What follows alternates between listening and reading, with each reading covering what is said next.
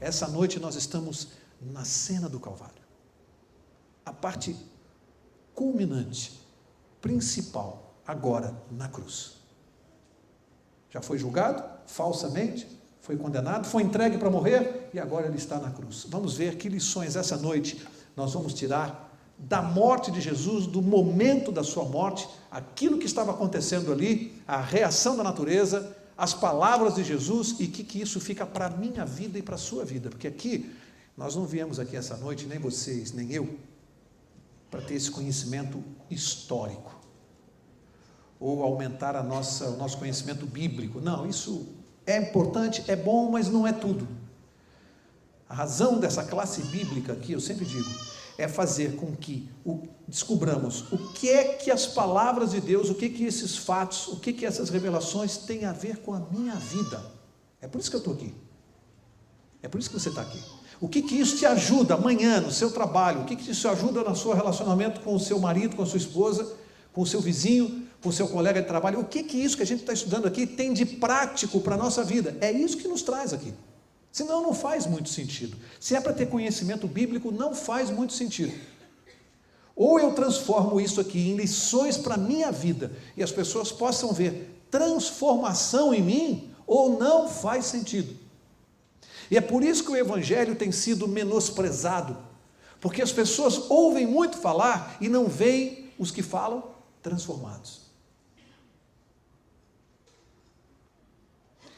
Ontem à noite, não sei quantos assistiram, um seriado da Globo, Na Forma da Lei, parece que ontem era o 2º capítulo, uma barbaridade, cheia de violência e tal, mas eu ali com o controle remoto procurando o que assistir, assisti ontem um trecho desse seriado, mas peguei uma parte importante que marcou para mim, e que tem a ver com o que eu estou falando aqui hoje.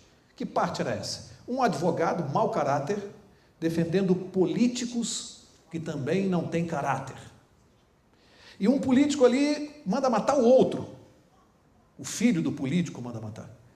E a cena a qual me refiro é a cena que esse advogado, muito conceituado ali na série, na ficção, está discutindo com o filho, porque o filho discorda do pai. O filho tem um conceito ético, moral, de que o pai não deve defender aquele tipo de bandido, de assassino, de gente que não deveria mais existir na sociedade.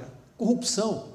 E o pai, um homem muito bem sucedido, um advogado muito famoso, na discussão com o filho, ao invés de ensinar o que é correto para o filho, que está começando a carreira com ideais, o pai, esse advogado, olha para o filho e diz assim, aquilo me chocou na sala porque eu sou advogado. Ele olha para o filho e diz assim, você é muito jovem e inexperiente, a vida vai te ensinar uma coisa. Os melhores clientes que um advogado pode ter, normalmente são aqueles que não têm razão. Eu sentado no sofá da minha sala, aquilo para o Brasil inteiro assistir, para as pessoas parece uma verdade muito forte, porque na verdade parece que os advogados ganham dinheiro defendendo os grandes bandidos, aqueles que têm poder financeiro, os políticos. Parece que os advogados enriquecem com essas causas, parece que esse é o bom cliente. A frase é contundente, meu filho, os melhores clientes são aqueles que não têm razão, e isso é uma mentira, e eu sou testemunha disso. Porque os melhores clientes do meu escritório são as causas que eu ganho porque eles têm razão.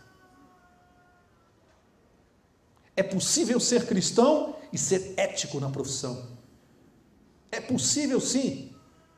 Ser advogado, porque as pessoas têm aquele conceito de que o advogado é aquele que mente para ganhar a causa para o seu cliente. Onde está escrito isso? Existem advogados e advogados. Existem juízes e juízes, médicos e médicos, em qualquer profissão, pastores e pastores. E aquela frase ontem mexeu comigo, eu falei, mas como se diz isso para as pessoas? Quantos jovens, quantos estudantes, quanta gente na fase de formação de caráter, tendo essa visão distorcida da profissão. Os melhores clientes são aqueles que não têm razão. Um absurdo, isso não é verdade. Não é verdade para muitos profissionais. Tem muita gente com razão que são excelentes clientes. Eu defendo empresas, as pessoas sabem, eu lido na área de marcas, minha profissão é propriedade industrial. Eu trabalho com combate à pirataria, não vou citar nome de clientes, mas vocês conhecem grande parte dos meus clientes, que são as marcas que estão nos shoppings. E quando eu processo alguém porque fez uma calça falsificada com aquela marca, o meu cliente tem razão sim. Estou defendendo quem está do lado da verdade da lei. E já não foram poucas as vezes que me foram proposto defender aquele que não tinha razão, e eu pude dizer, desculpe, procure outro advogado, porque eu não faço isso. Por quê? Porque isso atrapalha, acaba com um conceito que eu demorei 30 anos para construir. E eu acabo perdendo os bons clientes, porque amanhã um cliente bom, uma empresa séria, vai dizer, mas escuta, meu advogado defendendo aquele bandido, aquele safado, que todo o segmento sabe que ele é safado, que ele falsifica roupa. O meu advogado, da minha grife, defende um falsificador. Vocês conseguem compreender isso? Fechando parênteses, que eu não estou aqui para defender minha profissão. Eu estou falando de Jesus. Por que eu encaixei isso aqui? O que tem a ver o que eu falei com isso aqui? Por isso que eu disse que o que a gente está estudando tem que ter efeito prático na nossa vida. Ou eu faço na minha profissão o que eu prego aqui em cima, ou eu estou aqui mentindo. Ou sou um farsante. E farsa, meu amigo, você pode enganar, como é que é aquela frase? Você pode enganar algum por algum tempo, mas você não pode enganar a todos por todo tempo. É fácil desmascarar a fraude. Então, ou nós praticamos o que nós aprendemos aqui, custe o que custar, ou não faz sentido o cristianismo. E aí, como eu gosto quando alguns clientes às vezes me gozam em reunião pedindo coisas que eles sabem que eu não vou fazer, e aí às vezes um ou outro diz assim, não adianta pedir essas coisas para o Mauro, porque ele é evangélico, eu já sei que com ele é tudo certinho. Como é bom ouvir isso, que esse é o conceito que eles têm de mim, que eu sou evangélico e é tudo certinho.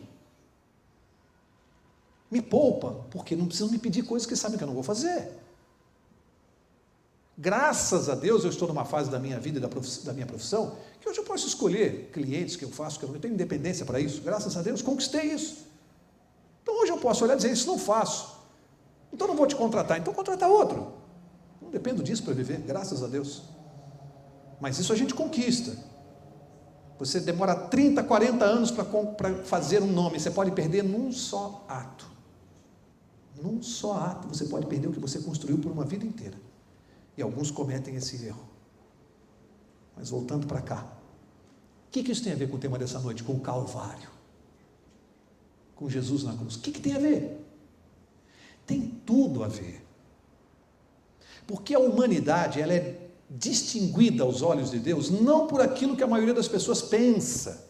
As pessoas pensam assim, Deus separa os bons dos maus, os bonzinhos dos ruinzinhos. Então, se você faz coisas boas, se você ajuda os pobres e tal, então você vai se salvar porque você é bom. Aquele lá, não, ele não presta, ele não ajuda, então ele vai se perder. Isso é um engano, a salvação não vem desta maneira, isso é salvação pelas obras, gente. E obras a gente conversa depois que a pessoa está salva. As obras entram depois da salvação. Elas têm um papel importante, mas não para se salvar. E daí o tema, o que é preciso saber para ser salvo? Esqueça as obras para isso. O que nos diferencia, e aqui é o ponto, é a reação de cada pessoa diante da cruz de Cristo. Vou repetir. O que nos distingue, nos diferencia para Deus e o que vai determinar o nosso destino eterno é a reação de cada um de nós diante da cruz de Cristo. Por isso que nós estamos no Calvário hoje. Eu vou mostrar na cena do Calvário, na cena, não precisa vasculhar o resto da Bíblia, reações diferentes que determinaram destinos diferentes. Ali na cena, para que eu tire lição para a minha vida, para mostrar que os meus bons atos, eles são decorrentes da minha reação diante da cruz. Dependendo da reação que eu tiver, da aceitação que eu tiver, Deus passa a operar em mim os bons atos que eu não consigo fazer. Ou seja, o ato santificado não é aquele que eu pratico. O ato santificado para Deus é aquele que Cristo pratica em mim e por mim. Esse ato é santificado. Estou falando difícil? Estou tentando falar fácil. Estou tentando não complicar, mas é isso mesmo. produzir atos bons sem a presença de Cristo, sem a influência dele, esses atos não têm valor para Deus. O ato que tem valor é aquele praticado pela influência da pessoa de Jesus Cristo, aquele ato que ele em mim faz com que eu pratique. Diante da cruz, vamos ver reações diferentes, que determinaram destinos diferentes. Abre lá, Evangelho de Mateus, capítulo 27, cena do Calvário, tá? Nós estamos no Calvário essa noite. Vamos ver as reações diferentes. Mateus 27, eu quero ler o verso 42 e 43. Aliás, vou ler do 41. Mateus 27, 41. Leiam comigo. Da mesma maneira, também os principais sacerdotes, com os escribas, anciãos e fariseus, quem são? Os líderes judaicos, escarnecendo diziam: salvou os outros, a si mesmo não pôde salvar-se. É rei de Israel, desça agora da cruz e creremos nele. Ele confiou em Deus, livre-o agora, se de fato o ama, pois disse: sou filho de Deus. Diante da cena do Calvário, diante da cruz, qual foi a reação dos sacerdotes e dos líderes judaicos? Qual foi a reação deles diante da cruz? Escarneceram. Não falou que era o filho de Deus? Ele não confiou em Deus? Que ele desça da cruz. E aqui uma frase chave que nós vamos falar um pouquinho mais adiante, porque ela merece mais meditação. Diz assim: salvou aos outros e não pôde salvar-se a si mesmo. Isso aqui merece mais reflexão, então a gente vai tratar um pouquinho mais adiante. Salvou aos outros e não pôde salvar-se a si mesmo. Então estavam execrando Jesus, dizendo: ele que fez milagres, que ressuscitou, mas a si mesmo, olha lá, ó, ele mal consegue descer daquela cruz. Ele foi vítima de gozação. Então, qual foi a reação dos soldados, dos sacerdotes e dos líderes diante da cruz de Cristo? Aceitaram? Se converteram? Não. E eles presenciaram os milagres. Todo o ministério de Cristo. Tudo que ele fez, tudo que ele disse, estiveram frente a frente, viram Jesus pessoalmente. Que desculpa vocês acham que eles vão ter para a eternidade? O que é que vai condenar esses homens aqui? Foi as coisas erradas que eles fizeram na vida? Foi porque deixou de pagar a conta, porque brigou, porque mentiu? É isso que vai condená-los? Não. O que vai condená-los é a reação que eles tiveram diante da cruz de Cristo. Rejeitaram o Salvador. Ficou claro? É essa reação que define o destino deles. Eles que não tinham desculpa, porque eles viram, presenciaram. Aqui, eu posso aplicar esse conceito hoje, de que maneira? Mas Mauro, Jesus não está mais aqui, então não tem mais ninguém nessa situação que tenha visto. Não? Quando você recebe a revelação da verdade, quando Jesus opera na tua vida milagres de transformação, quando ele mostra todo o seu poder na sua vida, e você, no meio do caminho, o abandona, você está na mesma situação dos sacerdotes? Você está entre aqueles que viram, que presenciaram, que testemunharam, sim ou não? Essa é a situação daqueles que estão na igreja, que conhecem a verdade e se afastam ou não a praticam completamente. Em outras palavras, daqueles que não estão no tempo da ignorância. Reação do sacerdote diante da cruz. Se você descer alguns versos, nós estamos no 43, avança comigo, uma outra reação debaixo à frente da cruz. Verso 54. Quem era o centurião? Um soldado romano. O centurião e os que com ele guardavam a Jesus, vendo o terremoto e as coisas que haviam sucedido, tiveram um grande temor e disseram: verdadeiramente este era o Filho de Deus. Pergunto para vocês, o que o centurião estava fazendo ali? O que vocês acham que ele participou da crucifixão de Jesus? Sim. Mas de repente, quando ele vê a manifestação da natureza, as palavras de Jesus, a maneira como ele estava enfrentando aquela situação, o centurião diante da cruz toma uma posição diferente. E ele diz: este verdadeiramente era o Filho de Deus. Se converteu. Se converteu. A reação dele diante da cruz apaga o ato dele ter participado da morte de Jesus? Percebe? É a reação diante da cruz que determina. Para nós isso está valendo. Qual é a minha reação diante do que eu estou aprendendo? Diante da morte de Jesus? Ela modificou minha vida ou eu continuo vivendo como se isso fosse apenas um fato histórico, que não me afeta? É a minha reação diante deste fato que vai mudar o meu destino. Tamanha a importância disso aqui. É como eu reajo. Quer ver mais uma reação? Evangelho de Lucas, capítulo 23, outra reação no Calvário, muito clara. Outra reação no Calvário, muito conhecida, né? Lucas 23, eu tenho aqui o verso 39, bem rapidinho aqui. Diz assim: um dos criminosos crucificados o insultava. Quem era esse um dos criminosos? Um dos ladrões, né? Jesus morreu ao lado de 2 ladrões. O que esse ladrão dizia? Se tu és o Cristo, salva-te a ti mesmo e a nós. Percebem? A mesma acusação dos sacerdotes. Salvou aos outros e não pôde salvar-se a si mesmo. Aí o ladrão repete: se tu és o Cristo, salva-te a ti mesmo e a nós. Você que salvava os outros. Se tu és o Cristo, então por que o Senhor não se salva e não salva? É a mesma acusação, a mesma visão. Verso 40, mas o outro ladrão, não é? O repreendeu. Repreendeu quem? Aquele primeiro ladrão que estava falando com Jesus, dizendo: tu nem ainda temes a quem? A Deus, estando na mesma condenação? Nós, na verdade, com justiça, pois recebemos o que os nossos feitos mereciam, mas este, apontando para Jesus, nenhum mal fez. Então disse: Senhor, lembra-te de mim quando entrares no teu... Teve uma reação diferente? Um blasfemava e fazia o mesmo desafio: se tu és Deus, se salva. Para provar isso, me salva.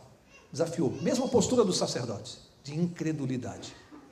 O outro, diante da cruz, reação diferente. Aquele ladrão que foi parar ali era bonzinho? Você acha que ele estava ali porque ele era bonzinho? O que aconteceu com ele de uma hora para outra? Se converteu. Senhor, olhou para Jesus: meu Deus, lembra-te de mim quando vieres no teu reino. Estava pedindo para Jesus algo que ele não podia pedir para nenhum governante terreno: vida eterna. Ele já estava pedindo isso para o imperador, para o governador romano, podia pedir vida eterna. Ele pediu para Jesus, porque reconheceu em Jesus Deus. Percebem? Reação diferente diante da cruz. E é isso que definiu o quê? Ele era um ladrão. Imagine que ele devia ter estuprado moças, roubado. Verso 43, respondeu-lhe Jesus: em verdade te digo hoje, agora, estarás comigo no... O que é que assegurou a salvação eterna deste ladrão? Foi o que ele fez na vida dele? Foi a reação dele diante da cruz de Cristo. Deu para entender? Deu para entender a importância da nossa reação diante da cruz? É o que define o nosso destino eterno. Eu tenho que reagir de alguma maneira. Não reagir já é uma reação, a pior. Se eu continuar inerte, achando que isso não mexe com a minha vida, eu já tomei uma decisão, e foi a pior decisão. Daí a importância do tema dessa noite. Volta ali para Mateus 27, 42, que agora eu quero comentar que ele salvou-se a si mesmo, mas salvou aos outros e não pôde salvar-se a si mesmo. Mateus 27, verso 42. A gente precisa entender isso aqui, porque isso aqui é muito forte. Os sacerdotes estavam falando uma bobagem aqui? O que vocês acham? Estou vendo gente que não acha nada. Vou fazer a pergunta de novo. Os sacerdotes disseram: salvou aos outros e não pôde salvar-se a si mesmo. Eles estavam falando uma bobagem, sim ou não? Eu ouvi sim ou não? Sim ou não, é uma coisa ou outra, sim ou não? Se dividiu. Vocês estão me deixando confusos aqui, porque agora eu que cheguei convicto aqui estou em dúvida. Amigos, sem saberem, eles falaram uma verdade fundamental. Salvou aos outros e não pôde salvar-se a si mesmo. Grande verdade do Evangelho. Não é que ele não podia salvar-se porque lhe faltasse poder. Não é nesse sentido. Jesus podia se salvar. É que ele não podia fazer as duas coisas ao mesmo tempo. Se ele se salvasse, nós perderíamos a salvação. Ao mesmo tempo, isso é uma verdade. Ele não podia fazer isso porque causaria prejuízo para nós. Ele não podia se salvar e ao mesmo tempo nos salvar. Não que lhe faltasse poder, mas ao mesmo tempo ele não podia fazer. Portanto, do mesmo jeito que os sacerdotes tiveram uma escolha e tomaram uma decisão, do mesmo jeito que o soldado centurião tomou uma decisão, do mesmo jeito que o ladrão teve uma escolha e tomou uma decisão, Jesus Cristo tinha duas coisas para escolher naquele dia: salvar-se a si mesmo ou nos salvar. E ele fez a sua escolha. Escolheu não se salvar e nos salvar. Sem saber, eles disseram uma grande verdade. Ele não podia nesse sentido, ele não podia mesmo. Nesse sentido, ele não podia se salvar. Sob pena de colocar em prejuízo todo o plano da salvação. Olha, leia comigo o Evangelho de João aqui, capítulo 3, verso 18. João 3,18, para ver a gravidade disto. João 3,18, tem um verso aqui, Jesus Cristo mesmo, na minha Bíblia está em vermelho, ele disse o seguinte, olha só a importância. Quem nele crê não é condenado, mas quem não crê já está condenado, porque não crê no nome do unigênito Filho de Deus. Qual é o verbo que você vê ser aplicado 3 vezes aqui nesse verso? Crer. Salvação tem a ver com crer. Eu acrescento, crer e confiar. Crer e confiar. Tem alguém que acha que crer e confiar são a mesma coisa? Vocês acham que é diferente? Por quê? Qual a diferença entre crer e confiar? Qual a diferença? Tem uma historinha antiga que eu já contei algumas vezes, mas pelo jeito vou ter que contar de novo, bem rapidinho. O sujeito era um equilibrista, desses que andam em cima desses ferros, desses cabos de aço, lá na altura. Vendeu ingressos numa noite de frio, estendeu um cabo de aço do topo de um prédio de 30 andares até o topo do outro prédio, lá no alto. Chovendo, frio, vendeu ingresso para ele atravessar. Tomou aquela vara, né? E começou ali a fazer, imagina, ventando, ele balançava naquela altura, a multidão ali embaixo assistindo. As pessoas nervosas, alguns gritando, outros torcendo para ele cair. O ser humano é assim, né? Tem aqueles que torcem para cair. E ele ali fazendo a sua travessia, longo, distante de um prédio para o outro, foi, chegou do outro lado. Aí a multidão, aquele aplauso, aquela vibração, ele chegou do outro lado, lá de cima, não se satisfez, olhou para a multidão e disse assim, quem acredita que eu volto? Aí as pessoas falaram, se ele veio, ele vai. Claro, aí todo mundo, todo mundo. Ele falou, mas tem um detalhe, quem acredita que eu volto, mas na volta eu vou colocar aqui, sabe aquele carrinho de pedreiro que tem uma rodinha na frente? Eu vou colocar a rodinha do carrinho de pedreiro aqui no fio, e eu vou atravessar, carregando o carrinho, andando no fio do cabo de aço. Quem acredita? Aí as pessoas falam, esse cara é maluco, esse cara vai cair daí. Esse cara é louco. Aí já ficaram, né? Não vamos fazer isso não, ele vai cair, esse cara não bate bem na cabeça. Mas tinha uns 3 ou 4 galhofas lá, que disseram assim, cabra bom, gostei, esse é bom. Eu acredito. Aí os 3 levantaram a mão. Cabra bom, eu acredito. Aí ele olhou lá para baixo e falou assim, de vocês que acreditam, então quem vai subir vai entrar aqui dentro do carrinho e vem comigo. Quantos vocês acham que subiram? Entendeu a diferença entre crer e confiar? Eles acreditavam que ele era capaz de fazer, criam, mas não confiaram a ponto de entrar no carrinho. Você crê em Deus ou confia em Deus? Você tem entrado no carrinho ultimamente? Olha, carrinho não é para qualquer um. Carrinho é para cidadão da eternidade. Carrinho é para quem tem crachá que vai morar no céu. Cristão que fica aqui embaixo olhando e falando, eu creio em Deus, eu creio. Está de monte no mundo. Por isso que o mundo está assim. Agora, cristão dentro do carrinho, tem pouca gente. Dentro do carrinho. Qual é a função dessa classe bíblica? Fazer quem está aqui embaixo, olhando para cima, dizendo que crê, subir e entrar no carrinho. Função da classe bíblica. É por isso que você vem aqui na quarta-feira e eu também. Se a gente não vem aqui e não enche o tanque de fé, a gente acaba pulando do carrinho, quem está dentro, e quem está fora não tem coragem de subir. Então a gente vem carregar as baterias para entrar no carrinho. A função da classe bíblica. Se alguém perguntar para você, o que você vai fazer quarta-feira, toda quarta-feira naquela igreja? Eu vou entrar no carrinho. O cara vai dizer, como? Eu vou entrar no carrinho. É isso que você vem fazer aqui. Eu também, ou você pensa que eu venho fazer o quê aqui? Eu venho entrar no carrinho. Eu venho me manter no carrinho. Porque se você bobear, você desce. Quem está em pé, cuide para que não. A gente tem que se manter. Quem está dentro do carrinho, se manter. E quem está fora tem que entrar, meu irmão, porque fora do carrinho ninguém vai subir. Ninguém vai com Jesus. Fora do carrinho não vai. Aqui diz que aquele que não crê já está condenado. Significa que até hoje vale para nós esse verso? Aquele que não crê em Jesus vai se salvar? Como Salvador? Vai se salvar? Não vai. Agora você imagina, se aquele que não viu Jesus, não andou com ele, não deitou no colo dele, não viu ele curar, não viu ele ressuscitar, vai perder a salvação porque não crê, imagina a descrença de quem viu.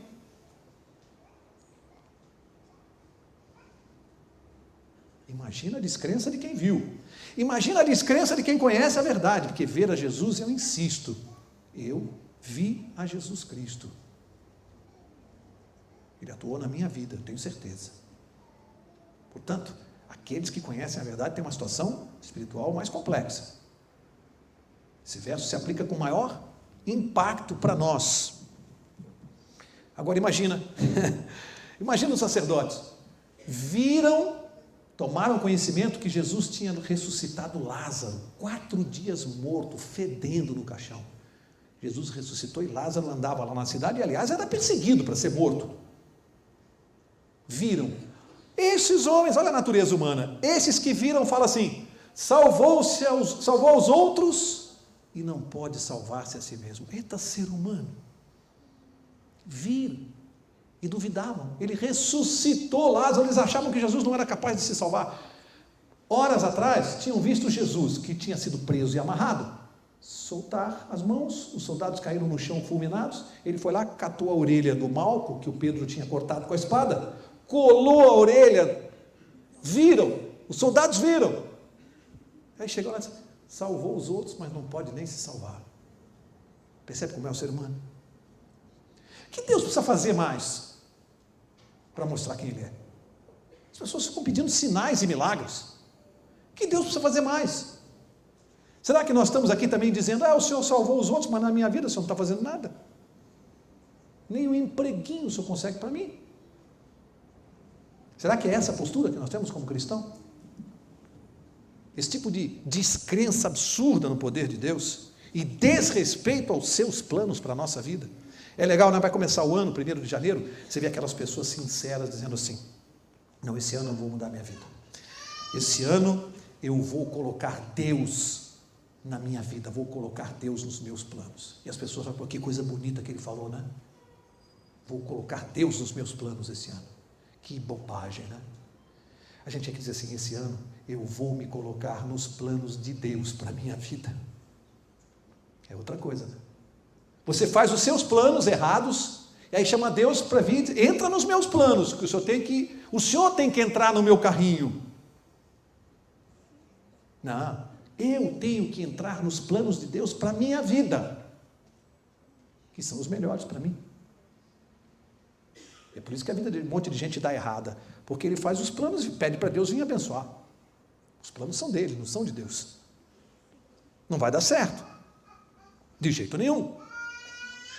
Satanás tentou de tudo ali na cruz, Porque tudo isso que nós estamos comentando aqui, salvou-se a si mesmo, salvou aos outros e não pôde salvar-se a si mesmo, desce daí, é rei de Israel, tudo isso aí são pessoas comandadas por quem? Satanás. Claro. Portanto, Satanás tentou de tudo para fazer Jesus desistir da cruz, descer da cruz, abortar o plano da salvação. Ele fez de tudo, porque ele sabia o que estava em jogo ali. Mas Jesus não desistiu da cruz. Por quê, hein? Porque ele tinha consciência de que ele estava numa missão nesta terra. Ele não veio ao mundo a passeio. Ele não veio aqui fazer compras. A minha esposa que brinca, né? Eu vim ao mundo fazer as compras. Jesus não veio aqui às compras nem a passeio, ele veio para uma missão. E ele nunca perdeu o foco. Nunca perdeu o foco do que ele veio fazer aqui. E Satanás aprontando e escarnecendo dele, a maior confusão, e o foco de Jesus no plano, no cumprimento do plano. Ele não perdeu o foco. Sabia muito bem o que ele estava fazendo, a dificuldade do que ele estava fazendo, de conseguir o que ele estava fazendo. Não se distraiu por nada. Pergunto, será que eu, Mauro Braga, ou você, será que às vezes a gente tira os olhos do foco? Será que nós temos um foco? Será que eu já identifiquei qual é o meu foco? Ou será que eu nem sei para onde eu estou indo? Esse é um problema. Será que eu não tenho foco na vida? Será que eu ainda não entendi nada da vida?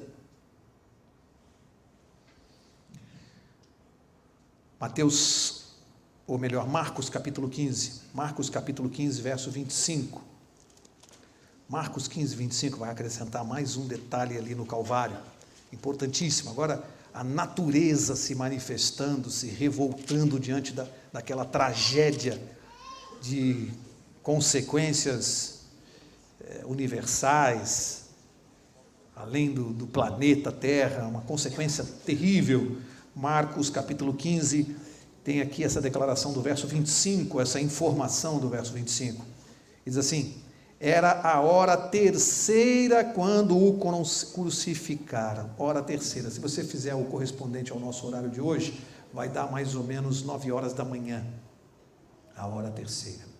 E a Bíblia diz que naquele momento, quando chegou mais ou menos ao meio-dia, que foi a hora que Jesus praticamente entrou naquela situação de maior agonia de morte, ao meio-dia diz que o que aconteceu com o mundo?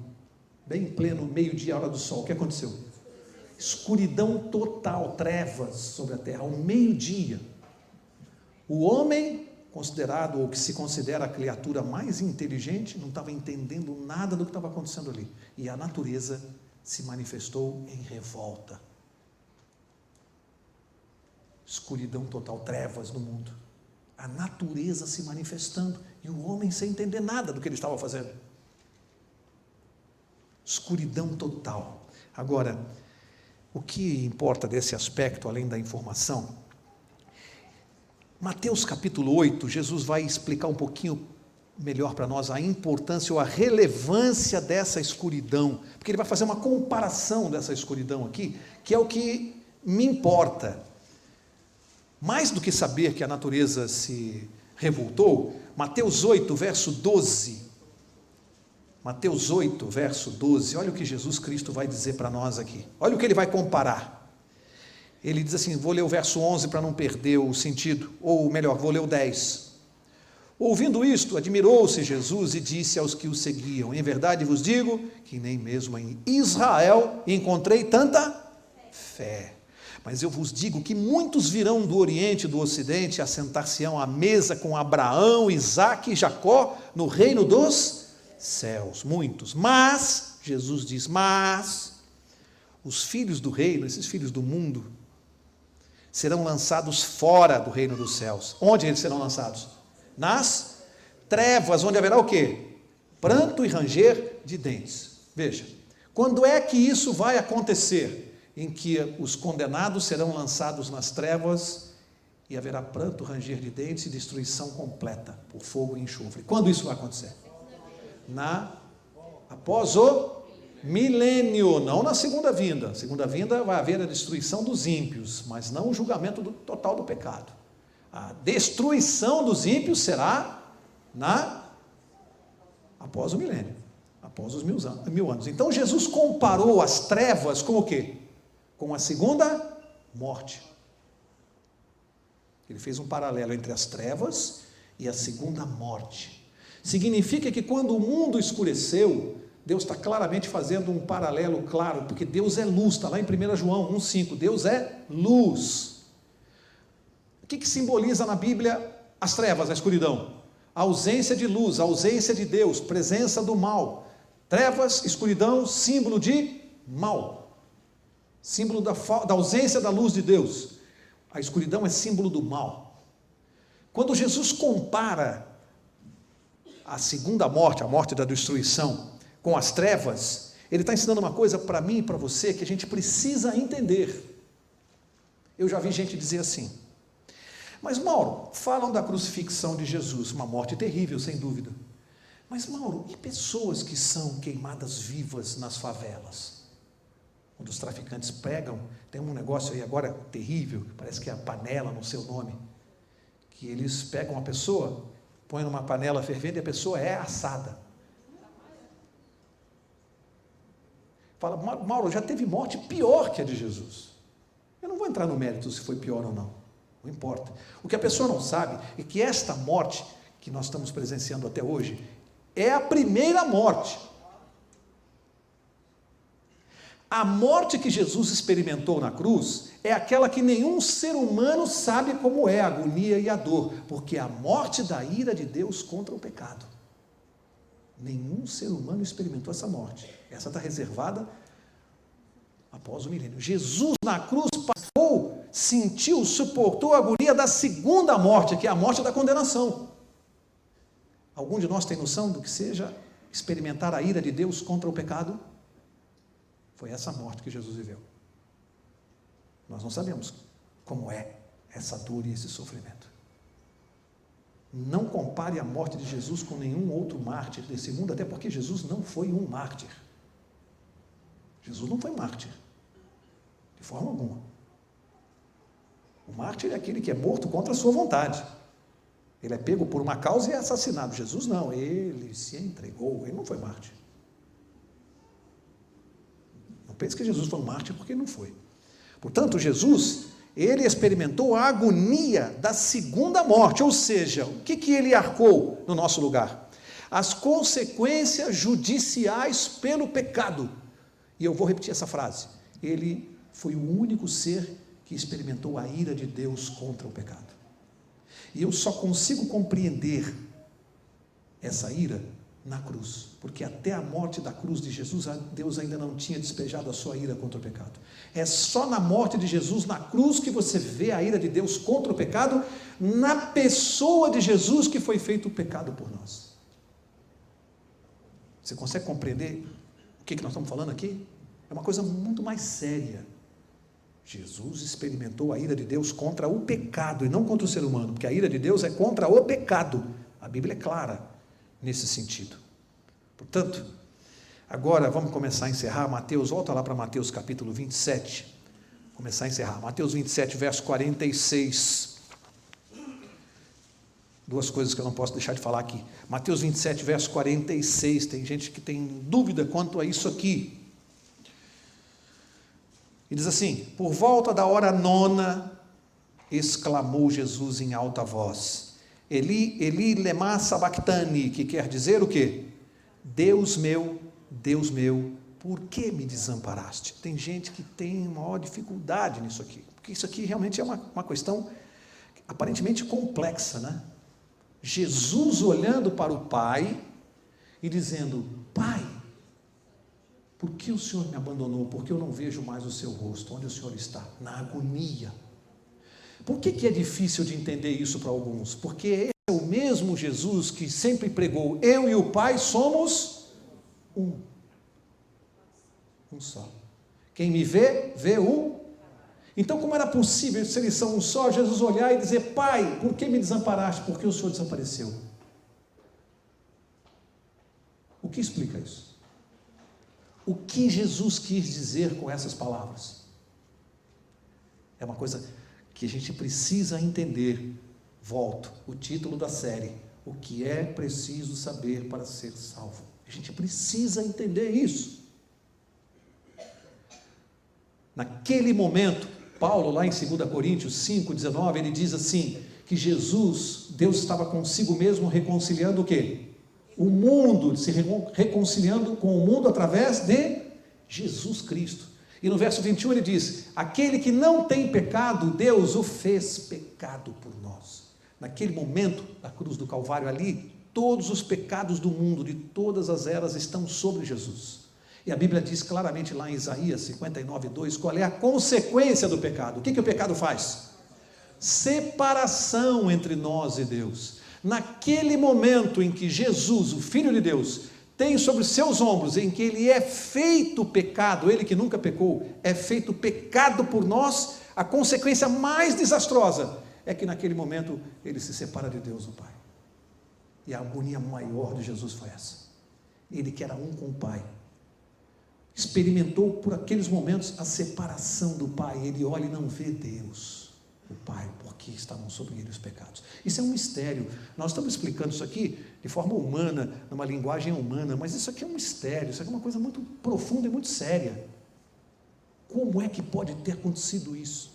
Só o pecado, isso mostra a monstruosidade do pecado, o que ele faz. É algo tão sério que tem essa consequência, e Jesus mostra a sua agonia. Eu garanto para vocês que essa agonia foi mais forte do que a dor dos cravos. A agonia de se sentir separado de Deus e o medo de talvez nunca mais conseguir reencontrar o Pai por causa do pecado. Ele experimentou isso. Sabia todo o plano, conhecia tudo. Mas a agonia foi tremenda para Jesus. Ele olha e não vê o Pai naquele momento. Ele foi feito pecado, ele que nunca pecou. Agora, olha aqui comigo, último verso dessa noite, João capítulo 19, que é a última manifestação muito importante que eu não podia deixar de mostrar do Calvário. Tinha outras, mas pelo tempo eu vou ficar nessa aqui, essa não dá para deixar, que mostra o êxito, a vitória de Jesus. João 19, verso 28. João 19, 28 diz assim: mais tarde, preste atenção nessa frase, sabendo Jesus que tudo estava consumado, e para que a Escritura se cumprisse, disse: tenho sede. Estava ali um vaso cheio de vinagre, embeberam de vinagre uma esponja, colocaram numa vara de sopo e chegaram-no à sua boca. Quando Jesus recebeu o vinagre, disse, o que ele disse? Está consumado. E inclinando a cabeça, o que ele fez? Entregou o Espírito. Eu gosto mais da tradução que fala que ele rendeu o Espírito. Ele disse, está consumado. Qual é a importância dessa declaração de Jesus para nós? O que significou para o universo, para os anjos, para todos os seres e todos os planetas, essa declaração de Jesus? Significa, eu venci o pecado. O pecado está destruído. O homem, por essa minha vitória, readquiriu o direito à vida eterna, aqueles que crerem. Mostra quando ele diz, sabendo Jesus que estava consumando, mostra que durante todo o tempo em que ele foi cuspido, em que ele foi chicoteado, em que ele foi massacrado, torturado, por todo o tempo, por mais que as pessoas não entendessem, ele estava no total controle da situação. Tudo era parte do plano. Ele estava no comando da situação, para que se cumprissem as Escrituras e o plano de Deus.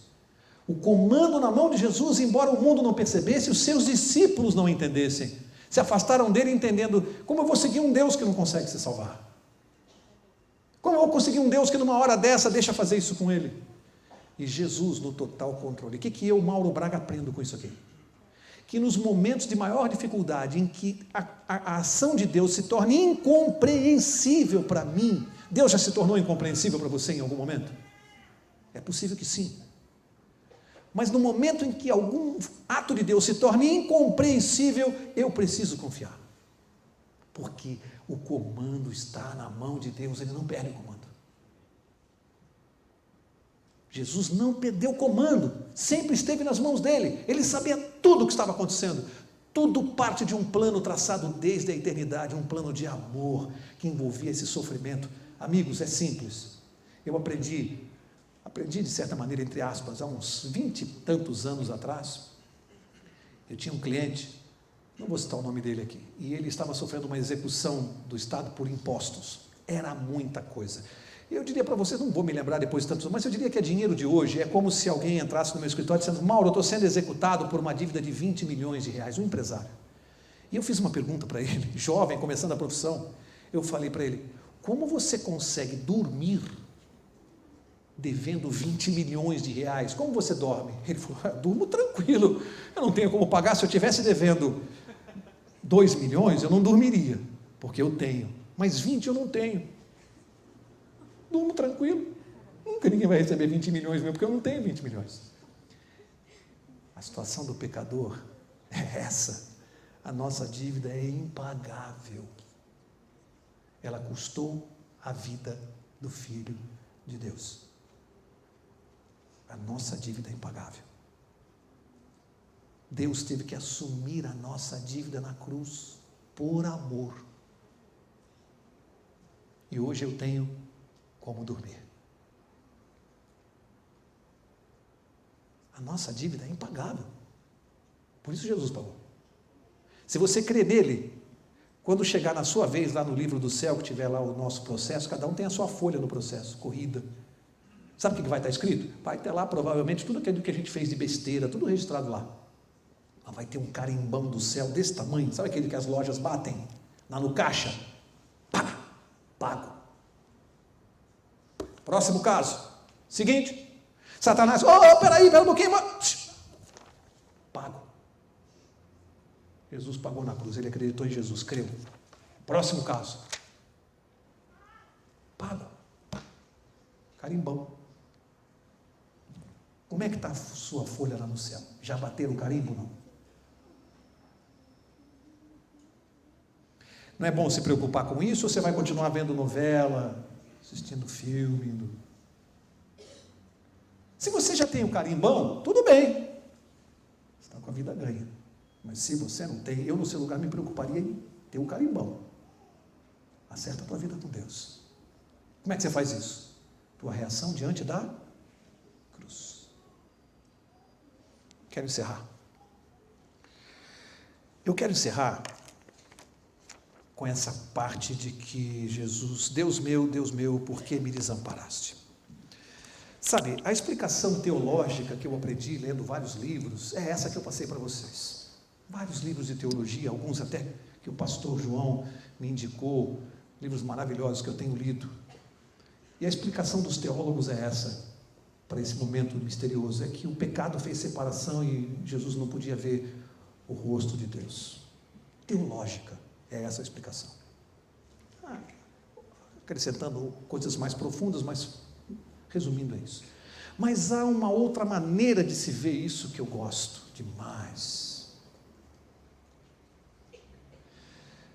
Fica imaginando, se você tivesse sido vítima de um sequestro, e você por alguma razão estivesse sendo torturado por um sequestrador. Isso presente nos nossos dias aqui. Imagine que você está sendo torturado, você está apanhando, está sofrendo violência de toda espécie. Vou fazer uma pergunta para você. Você gostaria que naquele momento ele trouxesse o seu pai e a sua mãe para ficarem vendo você apanhando, sendo torturado? Você gostaria? Você queria que seu pai visse?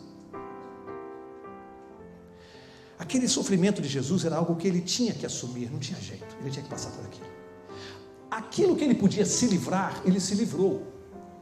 Exemplo, ele tirou de dentro dele todo o ódio, toda a mágoa. Daquilo ele podia se libertar. Então, ao invés de ter ódio pelos seus assassinos, ele olha para o céu e diz: Pai, perdoa, eles não sabem o que estão fazendo. Se livrou do ódio, se livrou da mágoa, se livrou do rancor. Quer dizer, as coisas que Jesus pôde se livrar no Calvário para sofrer menos, ele se livrou. Mas aquela dor e aquele sofrimento ele não podia se livrar por nossa causa. Mas o Pai, por misericórdia, por amor, livrou Jesus de um sofrimento terrível. No momento de maior agonia, Quando Jesus olhou para cima, o pai escondeu o seu rosto para que o filho não sofresse mais. Eu prefiro ver assim. Combina com Deus, com o amor de Deus. Jesus olhou e não viu o pai.